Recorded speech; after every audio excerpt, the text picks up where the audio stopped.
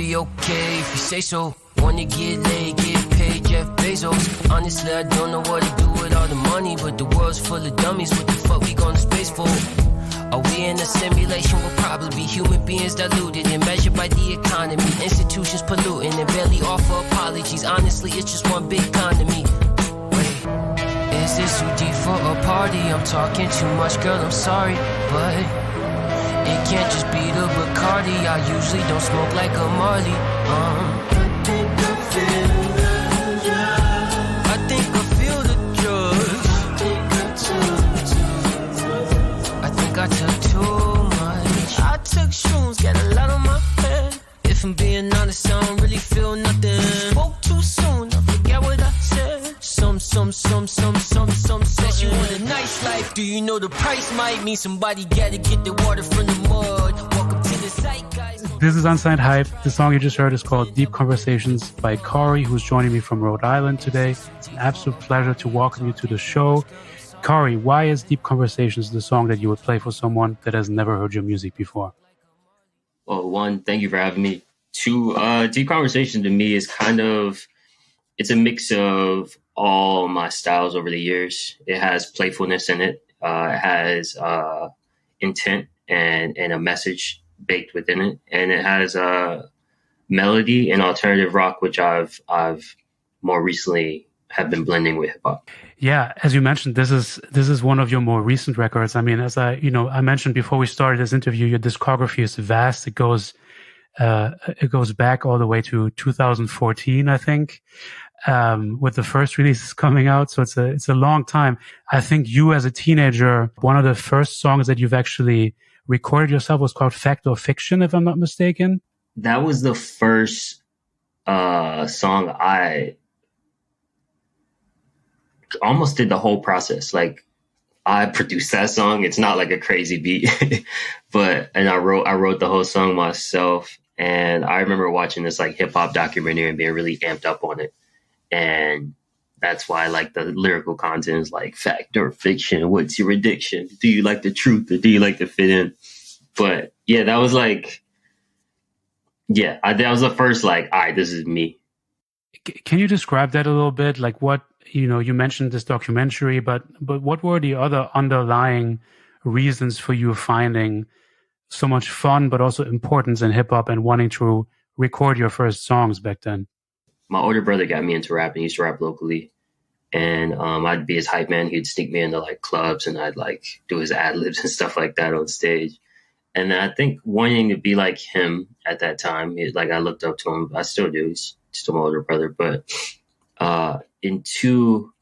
I've always been a creative person, and hip hop just happened to be the thing that found me at the time it did. Prior to that, I used to play soccer like as a kid for 7 years, and I was the fancy footwork kid, like the kid who's always crossing people and stuff like that. I didn't quite like follow it, but that to me was creativity showing. And then even around the time that I got into hip hop, I was skateboarding at the time, and skateboarding to me is another form of a creativity. And hip hop just happened to be the one that stuck. Maybe, I don't know, because I thought I'll get girls one day. I don't know. Maybe that's it.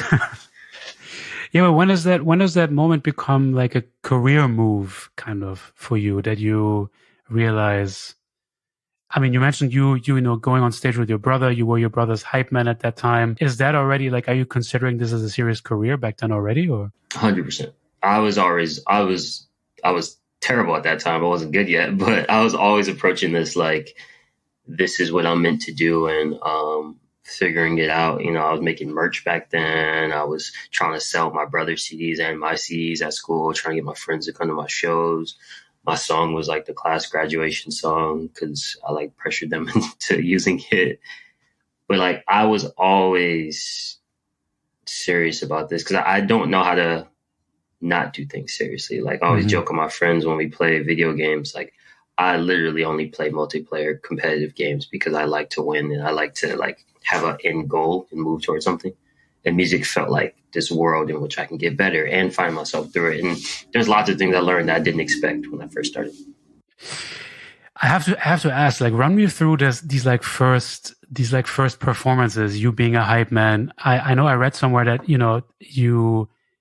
you were pretty legendary shows by like Cannabis and Keith Murray and all these like legends from the 90s. How is that for you being on stage? Like, how do you teach yourself becoming a hype man, and what do you take away from those first performances? I think I came up in an era in between a lot of eras, and I've existed in a lot of eras. But at that time, it was get signed. It was like the tail end of like literally the only thing you could do is get signed and try and go to a label, and you build up your like local fan base and stuff. And performing was always important to me even back then. And I think I was probably a better performer than I was at making music for a long time. I would argue up until maybe like 5 years ago, honestly. But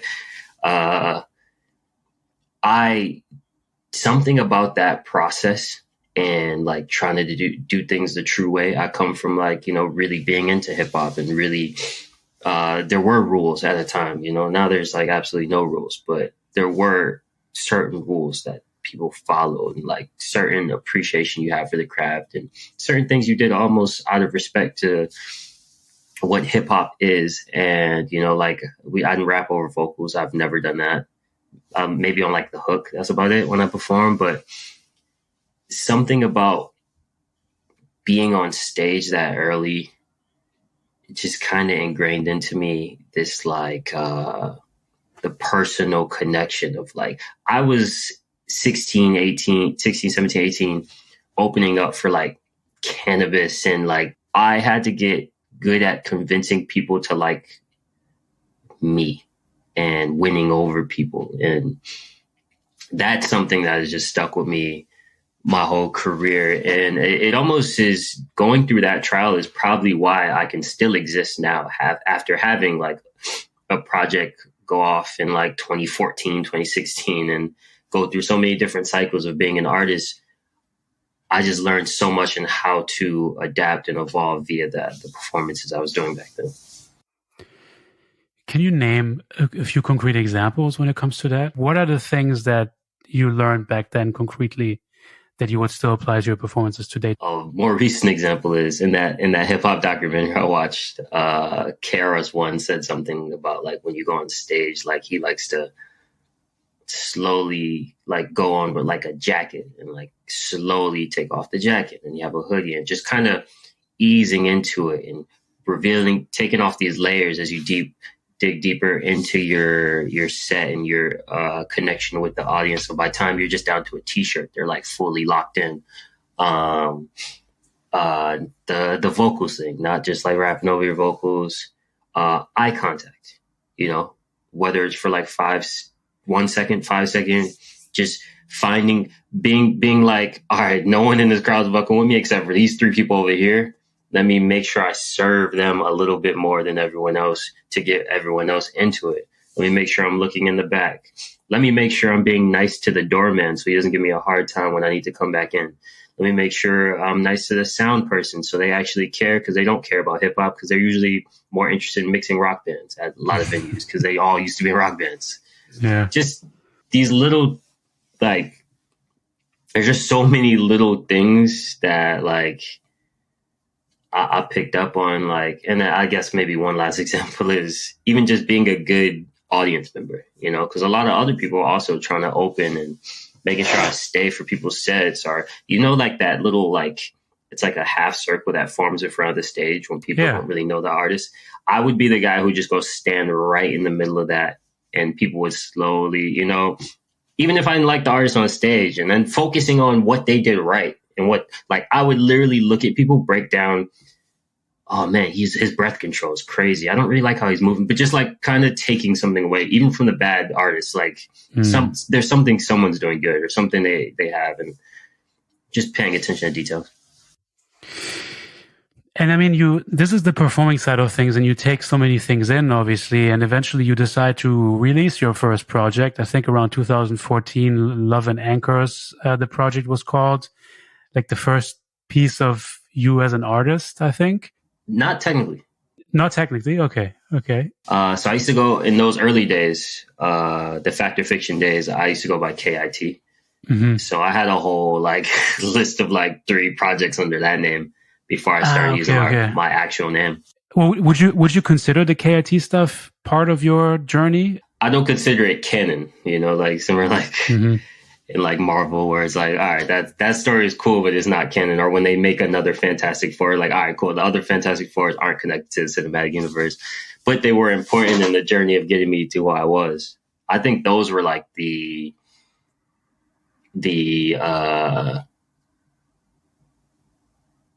that was just like being in the dojo, that type of stuff, and just in training. And I think once life got more complex for me, I was very black and white back then. I was very like, all right, this is good, this is bad in the sense of the world. Like, you got to follow the fundamentals of hip hop.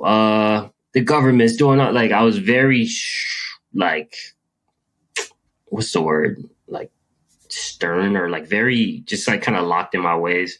And then when I went to college and then moved to New York, the world opened up and I saw more gray in the world, and it made me challenge things I thought and beliefs I had about myself. And that era of me was just very like black and white.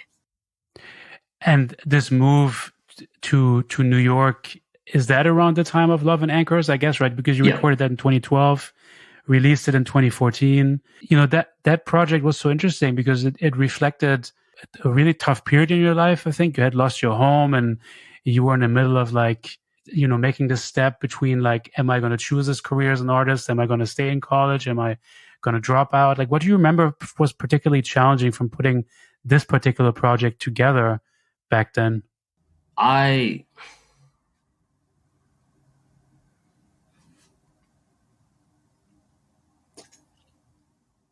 just had to take a leap. It was a weird time where I was in college. I interned. We had a co-op program. I interned in New York in 2011. And then I decided I didn't want to go back to Boston because I was going to school in Boston. Because New York just felt more freeing and had more opportunity for me. But I was still contemplating not going back to school. And then the following year, I was back in Rhode Island. And my mother ended up losing the crib. My leave of absence for college had just ended that summer. And I had to decide if I was going to go back to school or go intern in New York at Fader. I met some guy who this is my homie Aaron, who was working at Fader at the time. He's like, yo, if you ever want to go back to New York, you can come intern for me. Granted, when I got there, he actually left and went and go work at Complex that same week. Oh, really? But I just had decisions to make. And then there was like a falling out I had with my dad at that time because he thought I was flunking out, which wasn't the case. But it was just a miscommunication on a lot of things. And I spent that summer on my homie, who I currently live with now. I spent it on his floor. And I don't know. I just made the leap. And that project was almost just like a reflection of that time. And I really wanted to, it's almost like something I shouldn't have released and just made for me. It was almost like a diary or therapy for me at the time, but it didn't quite need to be a project. I'm sure there were people who liked it, but. Do you like it today? How do you look at it today? No, I don't listen to any of this stuff. Not that I don't like it. I appreciate it for what it was. And, there's a part of me that does look fondly on the fact that I was wanting to express myself so openly and vulnerably, and I didn't quite get, like, it just felt like second nature to do that. I never thought about. That was the first project people were like, yo, man, you really like say a lot about yourself. Like, I never really thought about it that way. I just thought that's what artists do. But yeah, I don't know. And you, just out of curiosity, you don't listen to the old stuff anymore because it's just not interesting to you anymore? Is there a particular reason behind it, or? I think it's hard not to hear the flaws. Now that I've gotten so much better musically, I can see what I was going for, but I just didn't have the skill to quite execute the way I wanted to execute it, or the way it could have been executed. Now I'm like, oh, this could have been this, or this could have been this. But I do appreciate all the projects I've made for where they stand in my journey as a person, because I think sometimes we get caught up in the reception or numbers. We get caught up in so many other things that have nothing to do with the music. The point is to make the music and be who you are at that time. And I think with most of the art I've released, I was who I am at that time fully. And I can be proud of that.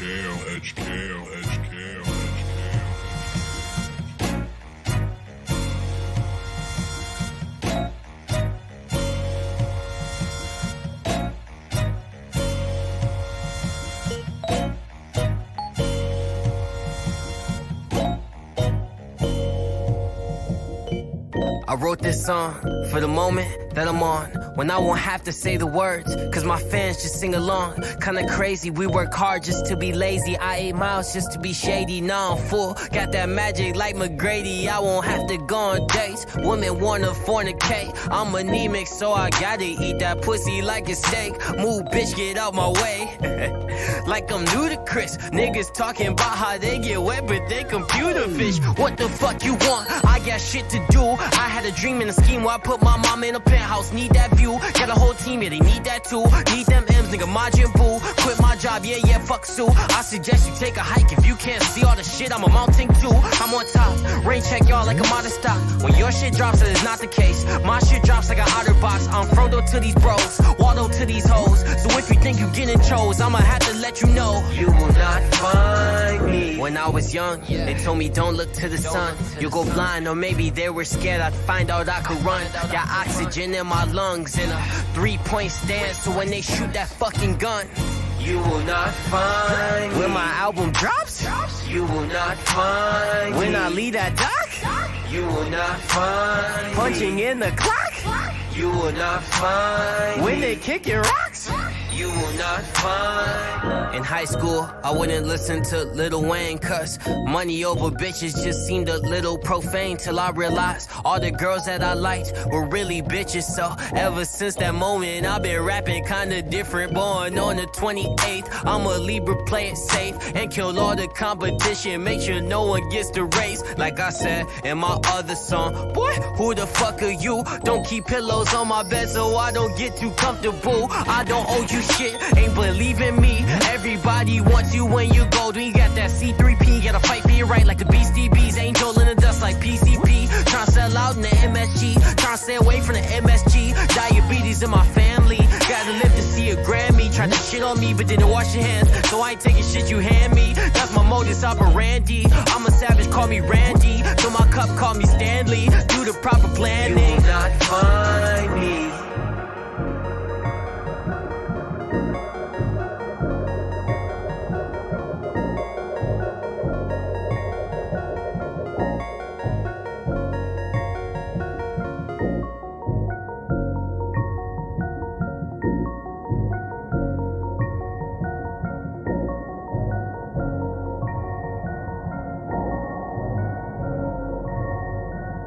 This was Khary's song "Find Me," and now back to the interview.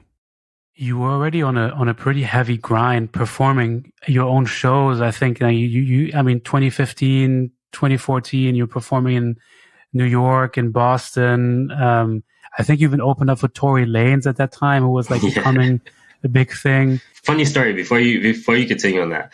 I had an Uber driver last week in Rhode Island, and he's like, Khary?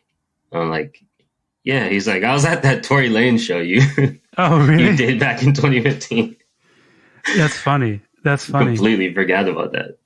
That's crazy. Well, and you had, funnily enough, I mean, this connection between Tory Lanez and Megan Thee Stallion. You also, did you open for Megan Thee Stallion? Or I remember reading something along those lines. Yeah, I didn't even think about the connection.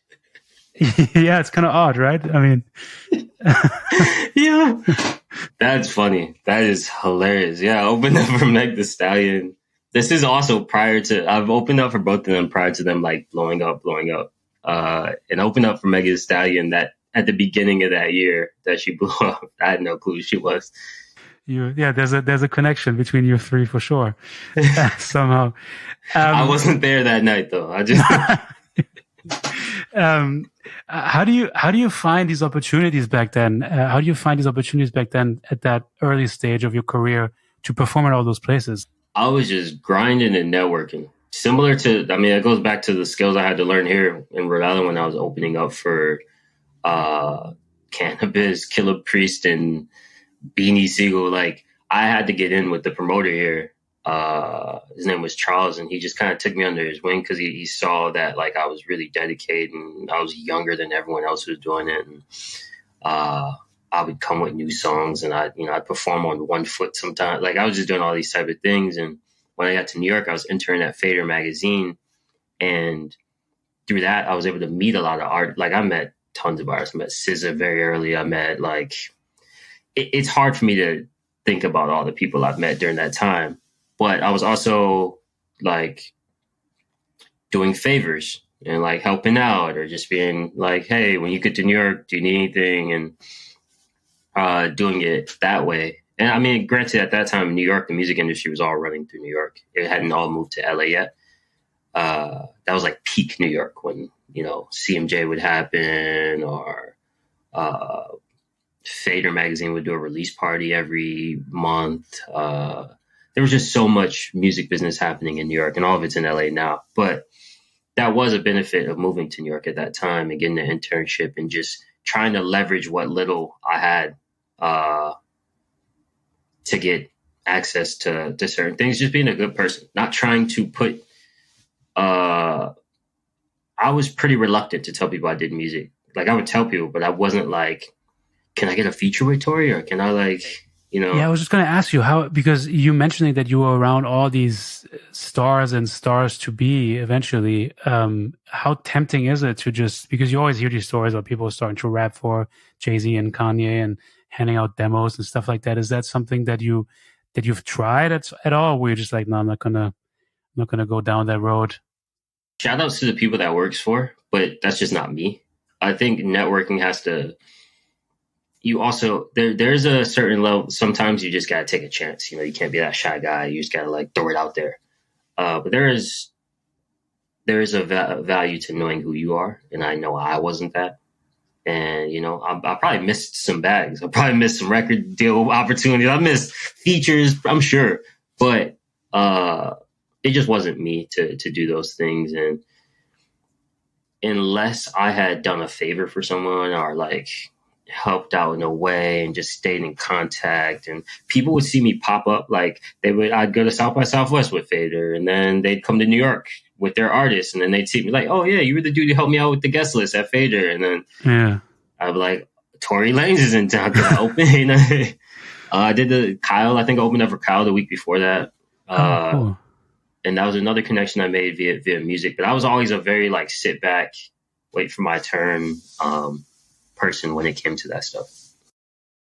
When you say wait for your turn, is it hard to see like you're in that spot? I mean, obviously you're starting, but eventually, you're a couple of years in to your career, to see all these people blow up. And what kind of feeling do you have? You speaking about all these celebrities that you've met. How do you feel in front of them? Like, is there envy? Is it difficult for you, or do you have enough confidence believing that one day you'll get there? Back then, I mean, even to this day, there was a time when it sucked. There was a time when I fuck it. Like, I just hated that. Like, I'm like, man, everyone is just blowing up, except for me. And I didn't realize at the time, and I've come to terms with it, it's just what I was trying to do with music, and my approach was always a long game. And I could have riven, whatever the word is, by now. If like 5 years ago, I understand what I understand now, in the sense of like it was a long game, but I didn't know I was playing a long game. So I did the label meetings back in 2016 and almost signed, and then that fell through at that time. And there were so many things that almost happened for me that kind of happened for me that were about to, that cut off, or even a lot of decisions and mistakes I made. I wasn't a good leader at that time. I didn't know how to work with people, even just on like a friend, getting my friends working with me and stuff like that. And I could say it annoyed me at different times. I'm at peace with it now because I know what I'm about to do. But there was a time, where it sucked. It absolutely did suck. And when you say blowing up, how would you define for yourself blowing up? Like, what is your ultimate dream idea of you and your career blowing up? Is it the massive stages and the money and the big deals, or how would you define that for yourself today? And that was the problem. I didn't know what that was to me. And I think it's easy to get caught up in a comparison when you haven't defined it for yourself. It was very general and vague for me back then. But now blowing up, or what I want to achieve, is be able to create art at a high level without constraints, without, damn, do I have the money for this idea? Damn, do I have the connections for this idea?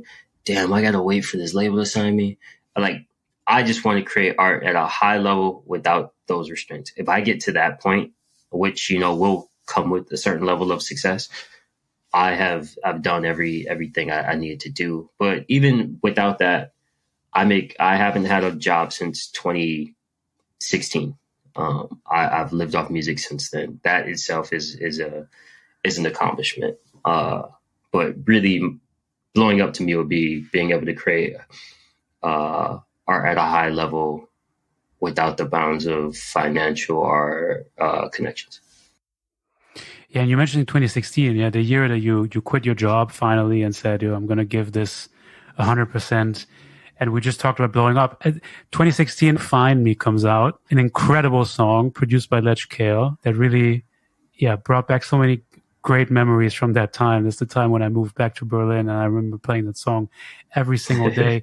And this song ends up in the US viral charts playlist on Spotify. So was that the first kind of moment of your career blowing up back then? Did you feel like that track puts you on another level? Kinda. So technically before that, I was in the SoundCloud circuit of people, and the Spotify metrics were new to me. That was the first song I ever put on Spotify. Spotify was just beginning it to take over at that time. But I had this YouTuber named Luna using my songs as outro because he found me on SoundCloud, and it was royalty free, whatever. Because I had no music on Spotify. I hadn't registered music to sell anywhere. So he just started using my songs as outros, and he had 1 million subscribers. So I got a lot of fans from that. I was getting a lot of reposts on SoundCloud. So that to me was already fire. And then Find Me did that, and that's when all the labels started calling at that time. And we're still in 2016. Find Me, you quit your job, releasing your first track, which was Find Me on Spotify back then. And then you start touring Europe also for the first time, I think, in 2016. Technically wasn't a tour. But first shows. I saw a show in the Austrian embassy, I think. Yeah, That's crazy. How did that happen? So one of the producers, Be Visible, he's from Austria. We met on SoundCloud, and he produced the song Mutiny. And he was like, yo, man, I got this nonprofit festival we do out here. We'll fly you out and pay you and have you perform at this show in Austria. And this was 2 months before Intern Aquarium came out. So there was just so much momentum swelling at that time. They end up setting it up. I go out there by myself. I'd never been to Europe in my life. They set up these 3 shows. They set up one at the US ambassador's thing, their house, and it's this mansion thing. It's crazy. Crazy. I think I stole a napkin, which had the US seal on it, whatever. They were cheap napkins, but and then the second show was on the second day of the festival, and I'm like, am I last? So I headlined. Well, I performed last at a festival in front of 2,000 to 3,000 Austrian people.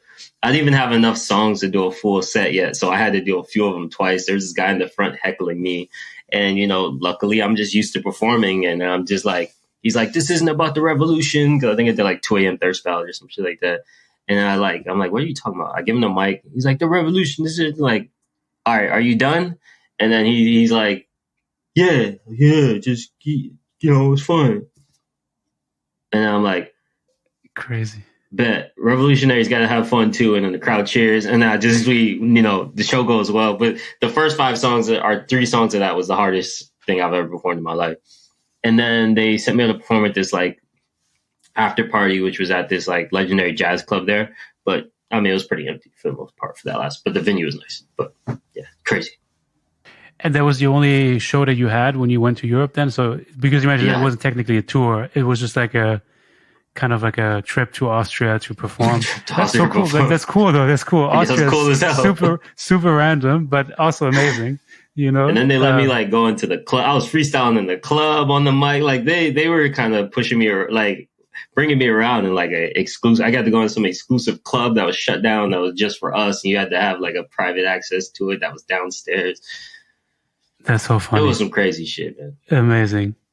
And you quitting your job, I mean, you know, in the beginning you also mentioned this idea of leap of faith and stuff like that. How you letting go of a sense of security sort of to give your art like 100%. Is that difficult as an independent artist to do? It's not difficult when the money's coming in, which at that time I was getting the offer, like I was doing features, I was talking to labels. I felt invincible at that time, and I hadn't quite had my armor chipped yet. But over time, it got hard when you're going through more of a down season, and you know people aren't calling, you aren't making X, Y, and Z. Granted, I set up like my merch at that time. Somehow, like I was selling a lot of merch back then. Like you still do a lot of merch stuff. Like people can still buy a lot of stuff. Yeah. But back then it was just like easy. It's crazy. Yeah. How well does that work?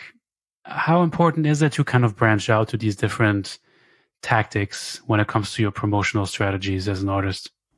I think training your fan base to, and I don't know if training is the right word, but getting them used to buying and supporting you early on, whether that's just like a t-shirt or a CD or, you know, like a poster, kind of furthers that connection with you in the sense of like, at least for me, like this, when I used to buy CDs and stuff, owning Lupe's CD just made me feel, you know, and still having the receipt in there made me feel so much more connected to him at that time. And providing fans with an opportunity to do that is very important, especially when you just go through dry spells of music or you don't want to drop music. You need some type of income, and it's a hard thing to do. I had the right mind for it when I did it, you know, via my early days of like trying to make a t-shirt with my face on it in like a drawn thing and that not selling well, and just having failed designs through my early days of opening up for other artists and performing early and trying to sell my brother's CDs. I had a better understanding of, oh, okay, maybe when I make merch for this, let me just not put my name on it and make something anyone could wear. That was my focus, and it worked. Is there something, looking back, that sold particularly well out of all the things that you've done? The intern hoodies. When I did intern hoodies, small intern on the front, and had a puffer fish on the back. Yeah. I don't know. I've probably made over $100,000 off those over the years. Oh, really? Incredible. Yeah.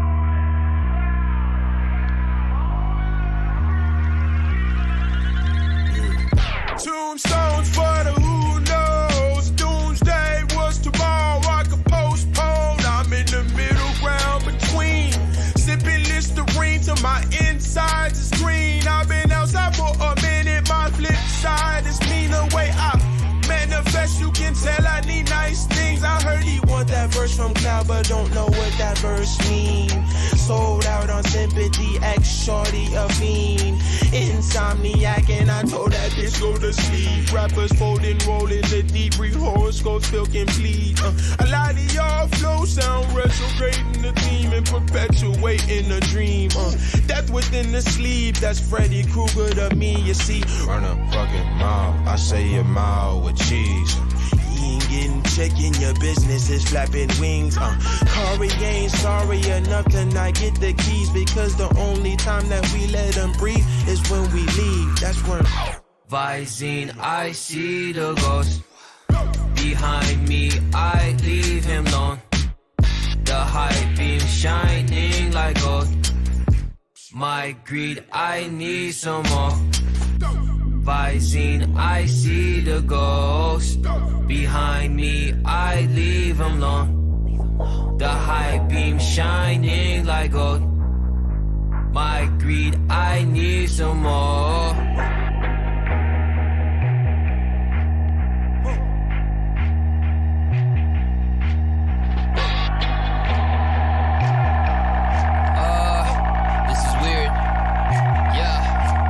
Pity pack, hit a kitty cat with a pretty back. City stack, did he really racks? In my city crash, shitty trash, you a witty whack. Give me 50 back, shitty snaps, watch your piggyback. On my really raps, gotta glow, gotta go mo. Like a gala stroke, sat alone on the rattle bones in the catacombs. Got a hole, what's the matter, bro? No, you tatted toe, Alamo, never had a hole, I ain't rapping for.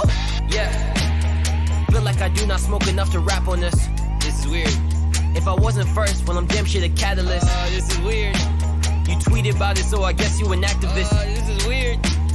Trippin' flow, but I don't slip the activist part of my manners. I just go Bruce with the banner. Spider-Man shoot with my camera, then sell it to you through my grammar. I can't play this with my grandma, her vision impaired. Fuck shit. Wait a minute now, fuck this. All I see is geese pluck. Shit, all I know is y'all better duck. Quick, got the album in the tuck. Chris, okay. Still got the carrot case. I'm like Puffy with a can of mace. Cause these niggas, they ain't got no taste. The bad boys, so the family straight. Don't fuck with the captain. Go Jet Jackson on these action figures. Oh, you run your town, you a clown. Please don't pass the scissors.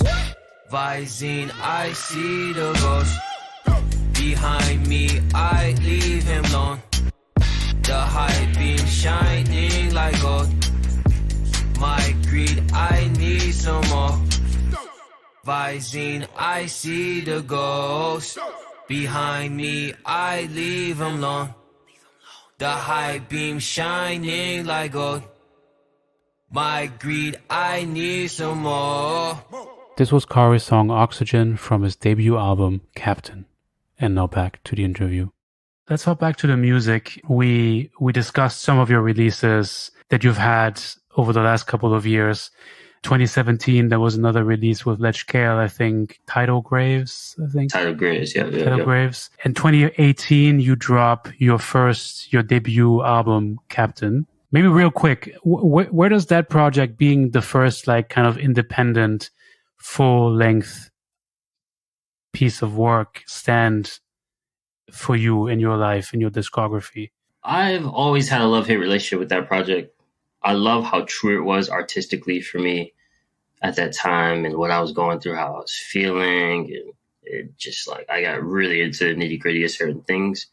I do think I would have structured it differently if I went back and like had the skills I have now and had the restraint that I had now to just be like, oh, it's a cool song, but it doesn't fit what I'm trying to do here. Or, all right, you're taking a leap from Intern Aquarium. Maybe give them something a little bit that feels like Intern Aquarium. But it starts being more melodic though, right? I mean, is that fair to say? Like, that's where, I mean, I feel like in your flow and delivery, there's always been some melody, but I think 2018 and then with This Is Weird, it's where we really see this kind of artistic switch. And I could really see it changing from there. You singing more on tracks and stuff like that. And before you move, the melodic thing came from working on Tidal Graves with Ledge Kale, because he was really good at coming up with melodies. And I saw a hole in my game and I needed to get better. And Captain was the start of that. And this is still a part of your discography now and of your most recent releases. Was there like a moment you felt like you got a bit tired of rapping and wanted to kind of branch out to something new? Like, did rap become boring to you at some point? Around that time is when, because when Captain wasn't well received when it first came out. Like, it wasn't well received. It was just not the way I thought it would be. Not like the way Intern was, I was getting comments like, man, what happened to the sound you did on this last project? Now I get like, yo, that was my favorite project from you, or like whatever. Sometimes I don't know if it was ahead of its time, more so it was ahead of my audience at the time, and they need to go through a little more life, because a lot of these kids were finding me at 14, 15, 16. And the stuff I was talking about was like the emotional roller coaster being in your mid to late 20s. And I just felt like I always wanted to be a bigger artist. And I thought rap is just, I love rap. But as far as just rapping, is limited. Kendrick has tons of melody on his songs, and he's looked at as arguably to some the best rapper alive right now. And Drake, melody is longevity to me. And at that time I was like, if I'm going to do this for a long time, I have to learn melody, because it's a universal connector, and it provides you like the space to convey emotions that just lyrics sometimes don't. Why did this realization come so late? I think it comes down to what I said earlier, when I was better at performing than I was at the actual music. I didn't like the process of making music. Like, I liked performing, I liked releasing, but like the actual sitting down with no idea in your head and trying to make magic, I didn't like that process until maybe like 2020. And Captain was the first time that like 4 a.m. Thirst Ballad on there, I came up with the melody the night before and then wrote the lyrics the next day. The whole song was done in 24 hours. That was the first time like I really was thinking about the songs in a more free way. I would like some of the songs on Internet Cream, I had to like just grind through trying to spit all these witty bars and shit. Like, some of the punchlines took me like weeks to like finish a verse. And Captain was the first time I was a little more free and open, and I saw melody as like this, you can just kind of chill, like not chill in the sense of not take the song seriously, just like not formulaic everything, not like overthink every bar and trying to, say the wittiest thing that comes to head. So is that why you didn't like the recording process? Because you knew already how much thought you were going to put into each bar and how long it was going to take, and you didn't really have the patience? That's probably why I didn't. But the funny part is I had to get over that to get good at melody. So I almost ended up, I wasn't ready to put the work in back then yet to like get good at making music. Yeah. How do you practice something like more melodies? Do you take like singing classes? Like, do you have to learn? Like, do you try to really learn that, or does it come natural to you? I actually did take singing lessons for a couple of months when I moved back. So I left New York in 2019, at the beginning of 2019, and lived in Rhode Island for a couple of months before I moved to LA ultimately.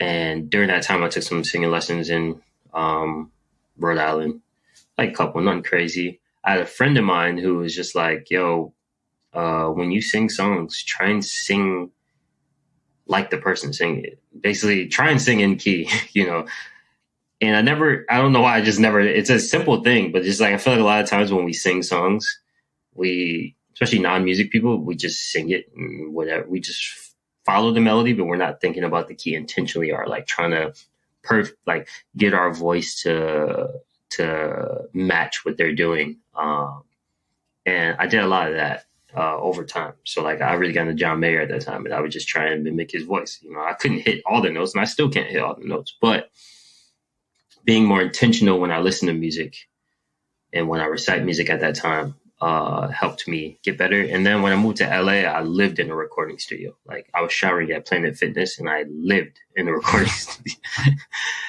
So I had I was just doing so many sessions. Prior to living in LA, I didn't really make music with the producer in the room. Like, I was just writing over beats. What would you say is the advantage of having the producer in the room? And I'm sure there's many, but for you personally, there's a certain fear you got to get over of being in the studio. And there's a certain trust in yourself you have to build in your abilities to, like, when you're by yourself, it's like, you're not wasting someone's time. You're not or you're not feeling like you're wasting someone's time. In the studio session, it's very easy to be like, damn, man, we just started and this isn't even feeling right, man. I don't know. You just go on a rabbit hole. Now I can just be like, you know what? This first idea isn't it. Let's try another one.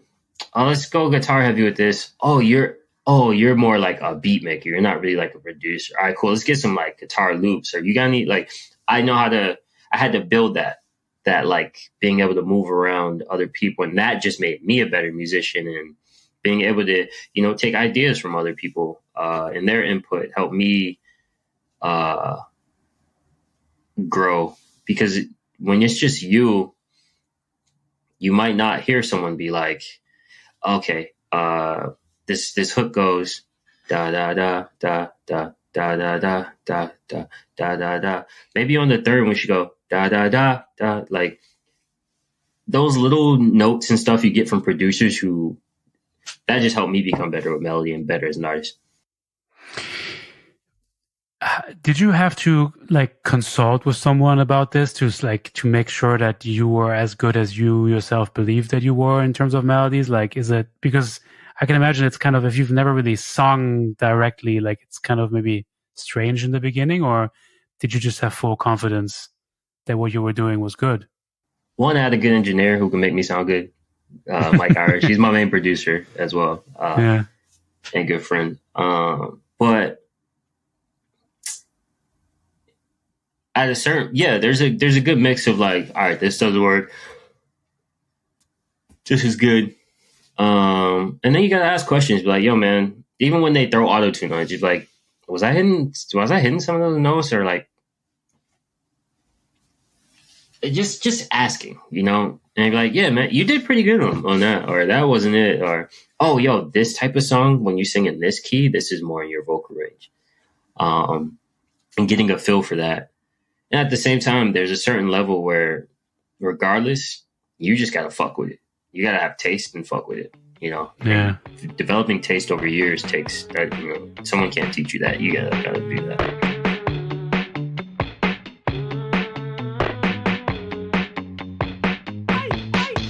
When they burn the shit down, I'll be there with a lighter. I get gold up in my mouth, got a hand in the fire. If I ever let you down, you were never meant to fly up. Put some penny to the pile. I don't wanna feel anxiety. I don't know what's real, but I am free. Yeah, I'm like, holy shit, on my Kobe shit. Tryna make it bounce, tryna make it swish. I've been making money, still be late on rent.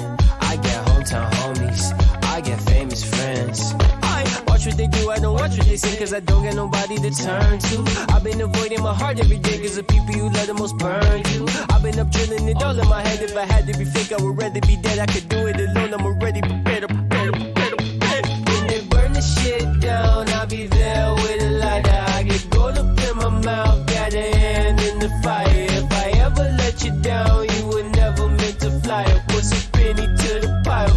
I don't wanna feel anxiety. I don't know what's real, but I am free. In the palm of my hand, is this real life?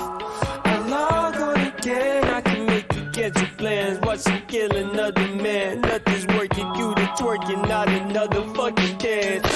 Watch when they burn the shit, hell with good furnishing. Load up the furnaces, nobody's learning shit. Damage is permanent. Wait, what's the point of having all this connection when I feel so alone? More than I ever been on the internet. No one can never win an experiment. Burn all the evidence and they burn the shit down. I'll be there with a lighter. I get gold in my mouth, got a hand in the fire. If I ever let you down, you were never meant to fly. Put some penny to the pile. I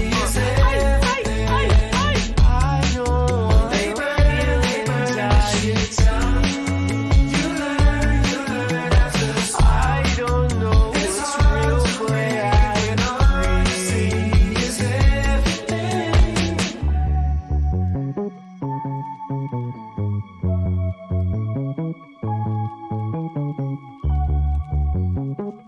This was Khary's song Fembrook Drive, and now back to the interview.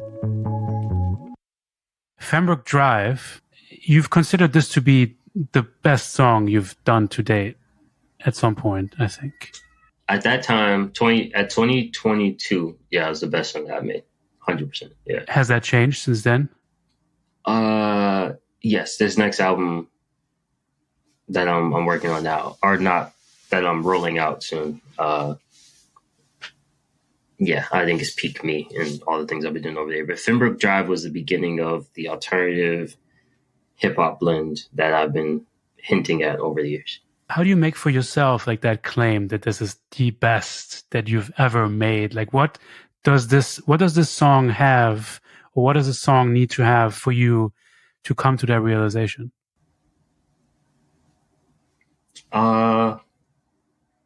One, there's a feeling. There's natural like feeling when you just have taste, you know. And once again, I say I have taste because I've developed it over years. And it takes time, and I'm sure there's a lot of musicians who just kind of get it too. And like, you don't even have to be a musician to get it. Just being in music and understand music over a certain amount of time, you'd be like, oh, they're hitting all these type of elements in a certain way.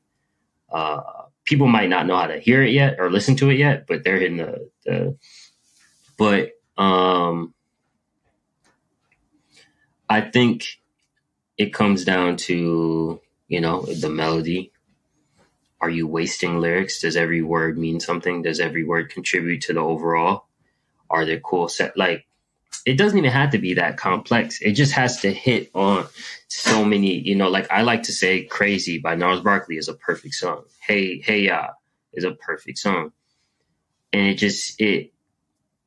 the main thing of a perfect song for me, for what I consider perfect, is a third layer that isn't visible unless you're paying attention. Which, like on Hey Ya, is like, it's a really depressing song. It's just baked into this happy, fun song. It's about just like not believing in love and love falling apart and not having faith in it. But there's that third layer of meaning that's underneath. And I think that if a song has that, you know, there's perfect songs to me that don't have that. But if a song can have that, it's next level and have, you know, not waste space. What is something that you now, being on this journey for more than 10 years, you look back on and you're like, well, I did that. The biggest success so far, you try not to focus on that too much. I have to remind myself that I did some cool things every like couple months or every other year. And there's so many cool things I've done. The coolest thing is just still being here. I think, and still not being here in the sense of like, I'm not making what I made in 2014. I've evolved through this whole process, whether it has the same reception yet, you know, because I think as your music changes, you kind of have to find new listeners, or, you know, some people grow with it. And I think I'm in a process of finding new listeners because I finally feel like I'm myself. And, you know, when I was doing the underground rap stuff, I'm like, after a while, I'm like, I can go on mellow bars and there's like, I think I was still unique in the metaphors and the way I was approaching it. But like, there's hundreds of rappers who kind of do that style. I didn't feel like myself at a certain point in that. Now, what I'm doing now and what I'll be rolling out this year feels like it's just a combination and the coolest thing to me is the fact that I can replicate things now. Back when I made Internet Aquarium, I couldn't replicate that stuff next year, like the year after. People were like, yo, make more songs like this. Like, I didn't know what I was doing. I was just having fun and like exploring different sounds. I was pushing myself. But now I'm good enough to be like, I won't make the same song, but I can recreate something like that. And that just takes skill. And I'm just happy that's the coolest thing to me. So is that alternative rock meets hip hop vibe? Is that something that you want to keep pursuing for now, or are you planning on reaching out to like new genres a little bit? I mean, I'm always gonna blend genres in different capacities, and there will always be some wild cards because that's just what I do. But I think that is just so me, sound wise, aesthetic wise. It's taken me a while to find a home for myself in the midst of the current music landscape. And I only want to do things I can add value to or evolve and when I was doing the underground hip hop stuff, I just felt like it reached a limit on what I could have just stayed in that pocket and made that type of music and probably make more money than I make right now. But that's not what I got into music for. And I think I finally found a pocket where I can contribute and evolve sonically the landscape of music. And you'll be bringing that music to Europe soon again, going on tour. It's February now. I think on February 16th, you'll be in Berlin. Berlin, first time. First time. Damn. First time. Dude, I saw that you're performing. The venue is like right around the corner from my apartment. So I won't be here, unfortunately. I would have loved to join. But I'm in France at that time. But how long are you in France? I'm leaving tomorrow, and I'll be there until the 19th. Oh, okay. So you leave right before the France show too. Oh, is it when is that? I think we play France on like the 21st. Oh, really? Damn. That's crazy. Yeah, you're touring with Abhi the Nomad. So what do you look most forward to this tour? I mean, being back in Europe and. I think I'm gonna try and soak in. I get to Berlin on the 11th, and the show's not till 16th, so I got some time. And then my main producer, Mike Irish, he's gonna be in Berlin for 3 months, so we're gonna probably work on some music and stuff. But I just look forward to the unknown. I have never been there. I look forward to not liking your food. I look forward. Dude, a lot of rappers I remember, like I used to work for Vice. Magazine for Noisy, their music platform, and I interviewed Schoolboy Q in 2014, and we literally had like a half an hour conversation about the food, and he was like, "Dude, like I hate your food." I interviewed Logic as well, also 10 years ago, who said the exact same thing. He was like, "Dude, like food in Europe sucks," and I was like, "What? Why does everyone think that? That's absolutely the furthest from the truth." You're talking about people from, the obesity capital of the world. Good point. No, you'll definitely enjoy the food. If you need any recommendations around Berlin, but I'm sure you got your people here as someone that can connect. But if you need any recommendations while you're here, let me know. With that, my final question to you would just be, what do you do this all for? Clarity. I think at the core of all this, I just get clarity about the world through this practice, clarity about myself through this art form. And other than that, it's just like, why not? Could be a mechanic if I want to. There's lots of things. It's just something I enjoy and I grow from. I help other people's lives. I get to be the soundtrack to people's relationships, their breakups, their loss. I think there's something powerful to that, no matter how many people it is. Because that's the point. I don't even know if that's the point, but art originally, I think creativity and art is just for the sake of expression. We've tried to tie it to commerce, and if you want to be an artist, that is partial commerce, but like the art itself is not about that. And I don't even think the two things mix. We just mix them so we can live. But I think lately I've just been getting back to the art, like those days when I would run across town, do a favor for somebody so I can open up for Tory Lanez, or trying to be the standing on one foot to impress the crowd at opening up for some random 90s rapper, that most of my friends have never heard of. And just going to see a show that like I appreciate, even if I have to go by myself. That's what I'm doing this for. It's just clarity. I get so much clarity about the world and myself, and when I'm on stage, there's no feeling like that I get from anything else. Khary, thank you so much for this incredible conversation. I really, really enjoyed it. Thank you. Yo, man, I appreciate you. This is cool. Warm measure, my mind's in Mexico. Warm weather, if all the lesser evils hurt the people, what's the need? I guess we'll have our date with destiny. Americana, don't you wanna stay? They don't want you, that's a ton of hate. Marijuana, just a number. This was Unsigned Hype episode 37 with Khary. The track you're hearing right now is Khary's song Americana. Make sure to support Khary by checking out his music and following him on social media. Also, if you're in Europe and you want to see Khary live, this is your chance. He will head on his European tour together with Abhi the Nomad, starting in Berlin on February 16th, followed by a show in Belgium, France, the Netherlands, and the UK all throughout February. If you want more Unsigned Hype, make sure to subscribe to this podcast and follow us on all social media platforms as well. All the links are in the show notes below. So I give up control, no pressure. So far left to go, won't measure. My mind's in Mexico, warm weather. If all the lesser evils hurt the people, what's the need? I guess we'll have our date with destiny. If silence is violence, we're all quiet about something.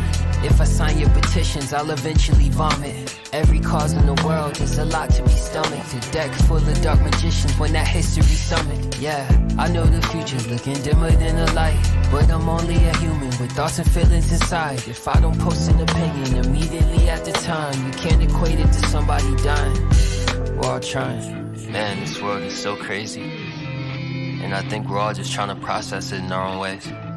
I think everyone should fight for what they believe in, but at the same time, not everyone's meant to be an activist or fight things the same way as you. So why make more enemies? Some of us are gonna express ourselves through art, and some of us through the way we live our life.